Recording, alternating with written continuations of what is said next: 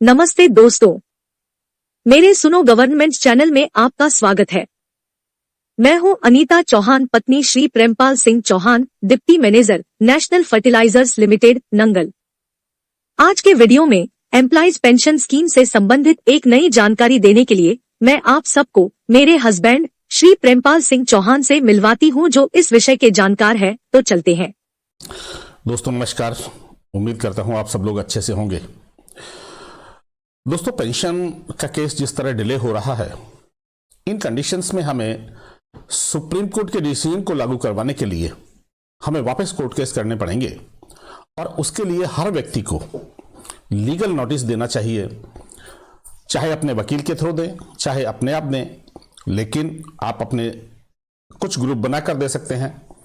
और legal notice का प्रारूप क्या होना चाहिए, ये मेरी नज़र में जितने भी 17.5 लाख पेंशनर्स हैं हायर पेंशन के लिए, जिनके जो उम्मीद में बैठे हैं और जो लोग सुप्रीम कोर्ट के डिसीजन के लागू होने की उम्मीद कर रहे हैं, उन सब लोगों को 17.5 लाख लोगों को तुरंत प्रभाव से अपने अपनी कंपनी को, अपने अपने एरिया के ऑफिस को और गवर्नमेंट ऑफ इंडिया को पार्टी बनाते हुए एक लीगल नोटिस देना चाहिए। और वो लीगल नोटिस की लैंग्वेज कैसी होनी चाहिए, ये आप अपने अपने एडवोकेट से ड्राफ्ट करा सकते हैं, उनसे बात कर सकते हैं। लेकिन मैंने अपने ही पॉइंट ऑफ व्यू से एक थोड़ा सा लीगल नोटिस बनाया है और उसमें जो लीगल नोटिस बनाया है उसके ऊपर ये वीडियो है कि हमें क्या करना चाहिए। देखिए, आप सबसे पहले क्या कर सकते हैं कि सबसे ऊपर इसमें लीगल नोटिस और थ्रू मेल भेजिए। जरूरी नहीं है आप बाय पोस्ट भेजें आज की मेल, लेकिन मेल का रिकॉर्ड आपके पास होना चाहिए, उसका प्रिंट आउट लेके रख लीजिए और उसको ऑथेंटिसिटी के रूप में एक अपने पास रख सकते हैं और जब जरूरत पड़े तो कोर्ट में यदि लगाना पड़े तो लगा सकते हैं। आप यहां पे इस तरह डेट डाल दीजिए। हालांकि ये मैंने आज की डेट में भेज दिया, लेकिन मुझसे गलती से ये 10 डेट डल गई है, तो कोई दिक्कत नहीं है। ये आपका जो है इस तरह आप कर सकते हैं। एंड इस तरह आप पार्टी किनको बनाएंगे, पार्टी सबसे पहले आप अपनी कंपनी को बनाइए, कंपनी के चेयरमैन एंड मैनेजिंग डायरेक्टर को बनाइए, या वाइस प्रेसिडेंट जो भी हो उनको बनाइए और उनको मेल पे भेज दीजिए।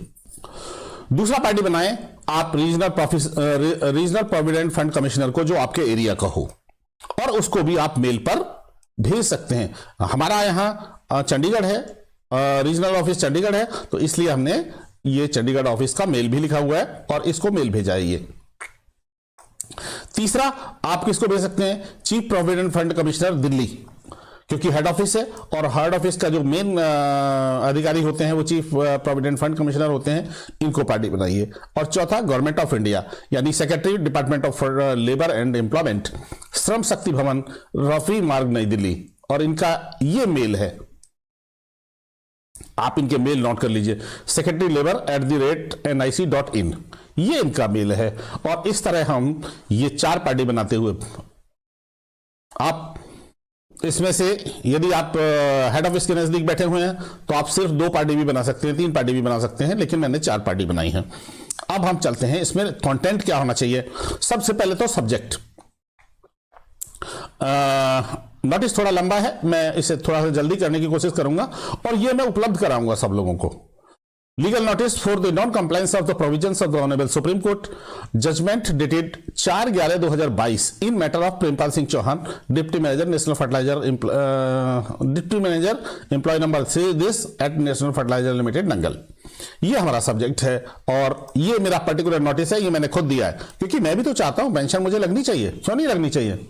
हम अभी एम्प्लॉयमेंट में है तो क्या हुआ, इससे यदि कोई आपका नाराज होने की चिंता मत कीजिए। यदि कोई आदमी नाराज होता तो हो जाए, हम रिटायरमेंट पे बैठे हुए हैं, इसका मतलब हम जिंदगी भर डरते रहेंगे क्या? यही कारण है कि आज तक हम ये सुप्रीम कोर्ट का डिसीजन लागू नहीं करा पाए और यही कंपनियां ये समझती हैं कि लोग चुपचाप बैठे क्या कर लेंगे। पहले पैरा में मैंने अपनी हिस्ट्री लिखी है कि मैं यहां पे डिप्टी मैनेजर हूं, ये मेरी ज्वाइनिंग है, ये मेरा रिटायरमेंट है, ये मेन और ये मेरा अकाउंट नंबर है। I am holder of the EPS account number this and exit EPS 95 on this date, superannuation on this date. तो इस तरह मैंने पहले पैरा में अपने बारे में लिखा है। दूसरे पैरा में चलते हैं। दूसरे पैरा में ये मुझे इसी पहले पैरा में ही मैंने ये भी बताया है कि मुझे कितनी पेंशन मिल रही है, क्या पीपीओ नंबर है मेरा, क्या यूएएन नंबर है। देखिए ये चीजें ऐसा कोई छिपाने के इशू नहीं है और ना ही इन्हें कोई खोल रहा है, ना ही इनमें से कुछ निकाल लेगा कोई आदमी। तो इस तरह हम ये पहले पैरा में ये लिख दिया। दूसरे पैरा में मैंने सुप्रीम कोर्ट के डिसीजन के बारे में लिखा है कि ये सुप्रीम कोर्ट का डिसीजन कैसे आया था और कब आया था। ठीक है जी, हमने ये लिख दिया दूसरे पैरा में। और सुप्रीम कोर्ट का डिसीजन आने के बाद में मैंने ये लिखा है इसमें कि सुप्रीम कोर्ट की गाइडलाइन के अनुसार ईपीएफओ ने जो फैसिलिटी जारी की थी उस पर हमने ज्वाइंट ऑप्शन भर दिया था 25/4/2023 को। 25/4/2023 को मैंने भर दिया था, जिसका एक्नॉलेजमेंट नंबर ये है। ठीक है, क्योंकि हमें यह भी बताना पड़ेगा कि हमारा आपने फॉर्म भर दिया है। फिर अब आप My employer National Fertilizer Limited cleared by joint option from form and submitted in EPFO portal in the last week of the July। जुलाई में मुझे याद है कि हमारे एनएफएल ने इसको क्लियर कर दिया था, लेकिन ऑन डेट अभी 27/12/2023 को जब मैं वापस अपनी एप्लीकेशन ट्रैक कर रहा था तब मैंने देखा कि ईपीएफओ ने कुछ और clarification, more sought clarification from my employer. इसका मतलब ये मैंने सिंपली लिखा है, इसका मतलब ये डिले टैक्टिस है। ईपीएफओ के पास हमारे सारे डेटा हैं, एक एक पैसे का हिसाब ईपीएफओ के पास होता है, क्योंकि ईपीएफओ में पीएफ जमा होता है, ईपीएफओ में ईपीएस जमा होता है, और वो क्लियर है कि 12% सैलरी का 12% होता है। यानी आपको पता है कि बेसिक पे कितनी होगी इनकी, या टोटल वेज कितना होगा इनका। फिर हमने अगले उसमें यह लिखा है कि आपने किस डेट को फैसिलिटी जारी की थी, किस डेट को आपने 3/5/2023 तक 3/5/2023 तक आपने लास्ट डेट थी। यानी हमने ये दिखाने का प्रयास किया कि आपकी लास्ट डेट से पहले ही हमने जॉइंट ऑप्शन फॉर्म भर दिया था। ठीक है जी, अब हम चलते हैं आगे। अगले पेज पे हमने ये बताने की कोशिश की है कि आपने किस तरह ये 31 मार्च तक एक एक करके और 31 मई 2024 तक ये बढ़ा दिया है डेट। जबकि आप चाहते तो एक एक महीने का टाइम एम्प्लॉयर को दे सकते थे, लेकिन ऐसा लगता है कि केवल डिले करने के लिए सुप्रीम कोर्ट का डिसीजन लागू ना हो इसलिए, या देर हो इसलिए ये बार बार डेट को बढ़ाते चले जा रहे हैं। लेकिन इस डेट के बढ़ाने से केवल ये 3 लाख लोगों के लिए है, बाकी सब लोगों के लिए नहीं है। इसलिए हमें इस डिसीजन को जल्दी से जल्दी लागू करवाना है। और चूंकि ईपीएफओ नहीं कर रहा है तो हम इसे अभी प्रेशर टैक्टिस के लिए यूज कर सकते हैं। 17.5 लाख लोग इनको लीगल नोटिस भेजें और उसके बाद हम इस पे केस भी करेंगे। और केस सिर्फ ये लागू कराने के लिए किया जाएगा, ना कि किसी और के लिए। ईपीएफओ में डिसीजन को ईपीएफओ के द्वारा डिसीजन को लागू कराने के लिए किया जाएगा। दूसरा, ये हमने इसके बारे में ये सारी चीजें लिख दी हैं कि आप इसे लगता है डिले करना चाहते हैं, इसीलिए आप जो है जानबूझ के ये सब कर रहे हैं। अब हमने लास्ट देखिए, अब हम आ जाते हैं I am ready to transfer the calculated difference amount till. हमारे पास अमाउंट तैयार है और हम उस अमाउंट को ट्रांसफर करने के लिए तैयार है। 30/6/2023 को 58 पूरे हुए थे, उसी डेट से हमारा अमाउंट तैयार है। ओके, और अब हमने इस नोटिस में आपसे क्या क्या रिक्वेस्ट की हैं, ये 6 रिक्वेस्ट हैं। मैं बहुत जल्दी, टाइम ज्यादा ना लेते हुए संक्षेप में ही बताऊंगा, क्योंकि इस नोटिस को मैं उस पर जारी करने वाला हूं ताकि सब लोग ऐसा कर सकें। नंबर 1 पॉइंट मैंने लिखा है इस पे कि immediately issue a demand letter to deposit a difference amount. Difference amount जमा करने के लिए आप तुरंत मुझे डिमांड लेटर दें। दूसरा, do not charge any interest from 1/7/2023, यानी 1/7/2023 के बाद, यानी मेरी रिटायरमेंट डेट के बाद मुझ पे कोई भी इंटरेस्ट चार्ज नहीं किया जाना चाहिए, क्योंकि डिले के लिए मैं रेस्पॉन्सिबल नहीं हूं। मैंने अप्रैल में ही अपना फॉर्म भर दिया था। जब मैंने अपना फॉर्म भर दिया था तो आप मुझे, मान लीजिए आपने अप्रैल में ही मुझे डिमांड लेटर दे दिया होता तो मैं तो पैसा जमा कर चुका होता, तो आप मुझे इंटरेस्ट चार्ज क्यों करेंगे? ऐसा आप नहीं कर सकते। आप डिले भी आप ही कर रहे हैं और इंटरेस्ट भी हम दें। तो ये दूसरा पॉइंट हो गया। तीसरा पॉइंट क्या है? तीसरा पॉइंट हमने ये लिखा है कि आप इस तरह इंटरेस्ट चार्ज ना करें। तीसरा पॉइंट है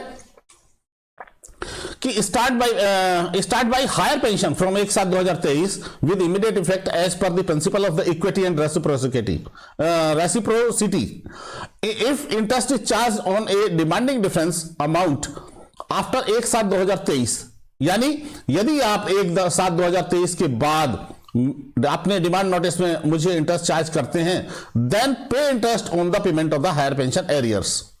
हालांकि वो अमाउंट कम ही होगा, लेकिन कितना ही भी सही, एक साथ के बाद में आप भी मुझे इंटरेस्ट दीजिए, as I am not responsible any kind of delay and you can not punish me without any cogent reason by charging interest without any fault of mind. मेरे किसी गलती की वजह से बिना किसी कारण के आप मुझे, बिना किसी ठोस कारण के आप मुझे इंटरेस्ट चार्ज नहीं कर सकते। तो इस तरह हमने ये तीसरा पॉइंट लिखा है। चौथा पॉइंट हमने लिखा है कि ईपीएस जो कैलकुलेट की जाती है, वही जो मैं बार बार अपने वीडियोज में बताता भी रहता हूं कि देखिए उसका जो कैलकुलेट करने का तरीका ईपीएफ वो निकालता है, वो 6865 डेज निकालता है।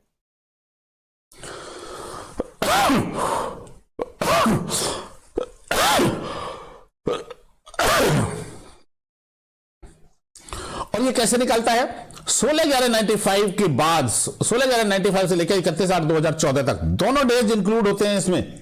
और दोनों डेज इंक्लूजन के लिए ये कैसे निकालते हैं? ये लिखते हैं 18 साल 9 महीने और 16 दिन होते हैं। लेकिन ये कैसे निकालते हैं इसको? 18 इंटू 365, यानी साल को तो 365 से मल्टीप्लाई कर दिया तो 6570 दिन हो गए, और महीने जो है उसे 30 से मल्टीप्लाई करेंगे, 30 इंटू 9 यानी 270 दिन प्लस 16 दिन यानी 6856 डेज। अब मैंने इनसे कुछ पूछा ही है, इसी नोटिस में ये पूछा है कि how EPFO while calculating the EPS 95 pension can count 30 days in all 9 months. इसमें 9 महीने आते हैं, 9 मंथ्स में सब में 30 दिन कैसे काउंट कर सकता है? In place of actual days कितने होते हैं? कभी किसी 28 होगा, नहीं तो लीप ईयर होगा तो 29 डेज होंगे फरवरी में, और 30 और 31 डेज। जब आपको मालूम है 30 और 31 डेज होते हैं या 28 डेज होते हैं, तो आप इस तरह हर महीने 30 दिन कैसे ले सकते हैं? इससे क्या होता है? इससे हमारे 8 दिन कम हो जाते हैं, और 8 दिन कम हो जाते हैं तो उससे हमारी पेंशन कम हो जाती है। मेरे ही केस में पेंशन हालांकि 2 ही रुपए कम हुई है, लेकिन आप एक अंदाजा लगा सकते हैं 2 रुपए एक आदमी की कम हुई तो 75 लाख लोगों की पेंशन पे 1.5 करोड़ पर मंथ रुपए आप कम दे रहे हैं पेंशनर्स को, यानी बचा रहे हैं।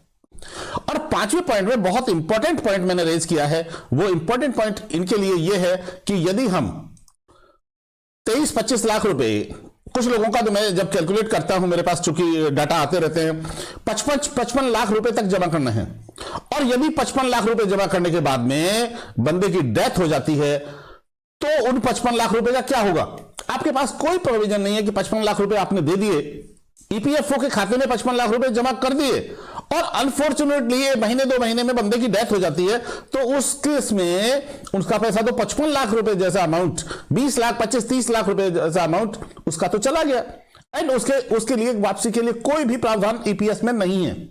इसीलिए in this situation I Prempal Singh Chauhan demand to reinstate the para number 13 EPS 95 of option of the returns of the capital which was emitted by GSR in the name of the actuarial deficit which is proved to be wrong as EPFO corpus is increased as 7.8 lakh crore on 31/3/2023. After omitting para number 13, in this unfortunate situation there is no provision in EPS 95 for ROC यानी return of capital or full pension to the spouse for entire life or certain period। यानी 5वां जो point है इसमें, देखिए जैसा कि मैंने बताया कि 55 लाख बंदे ने जमा कर दिया और उसके बाद उसकी डेथ हो जाती है, तो इसको क्या किया था? हमारी पॉलिसी बहुत अच्छी थी EPS 95, EPS 95 में ये प्रावधान थे, लेकिन इन्होंने इनसे वापस ले लिया, इन्होंने इसे खत्म कर दिया इस प्रावधान को 2008 में, और इन्होंने बताया कि हमें नुकसान हो रहा है। भाई कैसे नुकसान हो रहा है? नुकसान हो रहा है तो क्या आप किसी का 50 लाख रुपए मार लेंगे? ये तो चोरी हुई, ये तो डकैती हुई सीधे सीधे, कि एक आदमी ने 55 लाख रुपए जमा किए और उसको आप अगले दिन से कह दो उसकी डेथ के बाद उसके नॉमिनी को कि भाई हम तो नहीं देंगे। यानी ऐसा कोई भी प्रावधान इस स्कीम में नहीं है। इसीलिए मैंने पर्टिकुलरली और स्पेशली ये पॉइंट डिमांड की है कि ये पॉइंट, और मुझे शर्म इसलिए आती है कि हमारे देश के अंदर इतने बड़े बड़े नेता लोग और ये प्रदर्शन कर रहे हैं, दुनिया भर के प्रदर्शन कर रहे हैं रामलीला मैदान में, लेकिन किसी ने भी आज तक ये पॉइंट नहीं उठाया कि भाई आपने इस चीज को खत्म कैसे कर दिया। यदि बंदे की डेथ हो जाती है तो उसकी पत्नी को क्या मिलेगा? 55 लाख 20 लाख जमा करने के बाद में, 30 लाख जमा करने के बाद में उसकी डेथ हो जाती है तो उस कंडीशन में उसका क्या होगा? तो ये पॉइंट 5वें नंबर पॉइंट पे मैंने ये पॉइंट रखा है, और इसमें लास्ट में बस ये समरी है, और समरी देने के बाद में ये हमने यही कहा है कि आप देखिए चूंकि आप जो है ये ईपीएफओ मेंबर सेंट्रिक ऑर्गेनाइजेशंस हैं, इसलिए आपको जल्दी से जल्दी ये डिलीवरी करनी चाहिए, सुप्रीम कोर्ट का डिसीजन लागू करना चाहिए। और ये नेचुरल जस्टिस का वायलेशन है कि आप हमसे तो सारी चीजें ले रहे हैं और हमारे ऊपर ही इंटरेस्ट लगा रहे हैं। तो इसीलिए विदाउट एनी डिले आप ये करें, जल्दी से जल्दी इसको लागू करें। तो ये हमारा ये notice is therefore served to you that to issue demand letter with interest up to the 30/6/2024 immediately, and if my pension is not started as per the provisions of the Honorable Supreme Court from 1/7/2024 and arrear is not paid within 30 days, यानी notice प्राप्ति के 30 days के अंदर यदि हमें ये सब चीजें प्राप्त नहीं होती है तो हम आपके ऊपर कोर्ट केस करने के लिए बाध्य होंगे। ये हमने इसमें लिखा है। आप जानते ही हैं कि देश के अंदर आप ऐसा तो कुछ कर नहीं सकते कि कल को गोली लेके चले जाएं, बंदूक लेके चले जाएं, तो आप ऐसा तो कुछ कर नहीं सकते हैं। इसलिए आपके पास ये नोटिस ही है और कोर्ट केस की धमकी है, यानी कानून के पास आप जा सकते हैं। तो मैं समझता हूं दोस्तों कि बगैर देर किए हर व्यक्ति को, देश के पूरे 17.5 लाख पेंशनर्स को इस तरह के नोटिस अपनी ऑर्गेनाइजेशन को और गवर्नमेंट को देने चाहिए। मिलते हैं अगले वीडियो में। बहुत बहुत धन्यवाद। आज की यह वीडियो आपको कैसी लगी कमेंट करके जरूर बताएं। इस वीडियो को देखने के लिए धन्यवाद। लाइक और सब्सक्राइब करें, बेल आइकॉन जरूर दबाएं।